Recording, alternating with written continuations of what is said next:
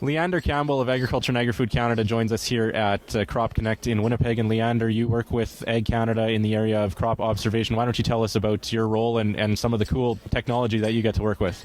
Sure. I'm a remote sensing scientist based out of Ottawa, part of an Earth observation team. So our group looks at agricultural land, environmental factors using satellite imagery.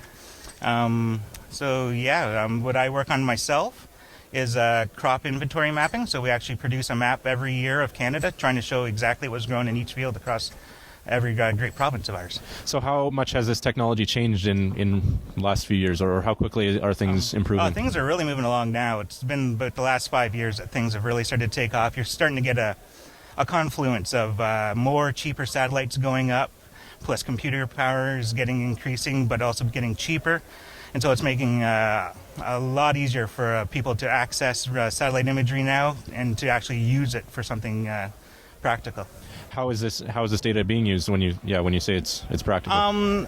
The Earth observation team, we do a lot of things. So we map every field across Canada at the crop types, which is pretty cool.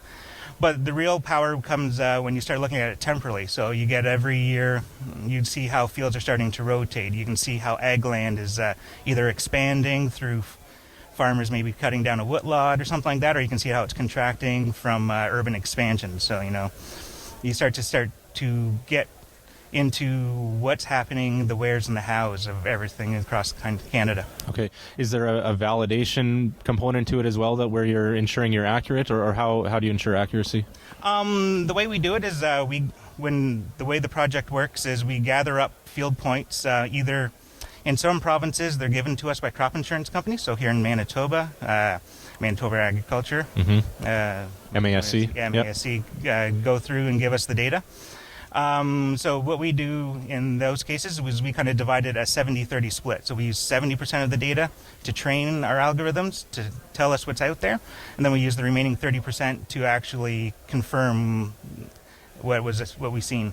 Okay. In other provinces, such as Ontario, we don't have access to crop insurance data, or they don't collect crop insurance data geospatially. So we don't know exactly which field was insured for what crop. And in those cases, then we have to go out in the fields ourselves and kind of drive around and do data collection. Okay. So do you see this as providing better crop information than what we've had before? It's something totally unique, and it's not many countries around the world are doing this kind of thing. We're the only country that kind of uses optical and radar, kind of technical term for everyone out there. But so it's kind of getting the word out, showing people what we do, how accurate it is, what can be done with it. And so, it's been fascinating learning about all the different projects that people have been taking our data and incorporating it into. So until now, we've relied on farmer surveys by StatsCan and other methods of figuring out acreage for crops. Is this related at all to StatsCan using some satellite imagery? Exactly. Yeah. One of the side projects that we work on is trying to do yield forecasting with satellite imagery. And we've worked really closely with StatsCan. We both have models. They're somewhat different. They're trying one way, we're trying a different way. We're always communicating between the two of us what works, what doesn't. And so, last September, farmers didn't have to fill out a survey because they were confident enough in Earth observation to do it for the September survey. And so, it was great. So was that data that you're involved in compiling? That data is not me personally, okay. But it's within the larger group at AFC. Yeah. Okay. So what do you see as the next frontier, the future in terms of this technology, where it could go? It's going to be more and more coming out as more and more satellites go up. We're going to have quicker and faster computers, faster servers to run things. So you'll start to see probably higher accuracy, maybe even increased spatial resolution. So, for instance, the crop mapping is about a 30-meter pixel size. Maybe in the future you'll start to see that drop down to 20 to 10-meter pixels. It's going to be interesting. Okay. What about UAV technology? Is that going to be incorporated in this at all, or?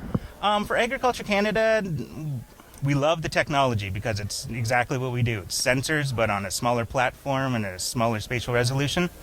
To map all of Canada, do a Canada-wide project with the UAVs, pretty impractical. Mm-hmm. But we're really interested in watching how this is going, and we're always there.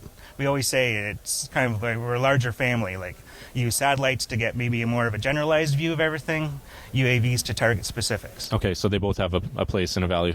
Yeah, exactly. Cool. Well, thanks for your time, Leander, and Oh, not a problem. appreciate it.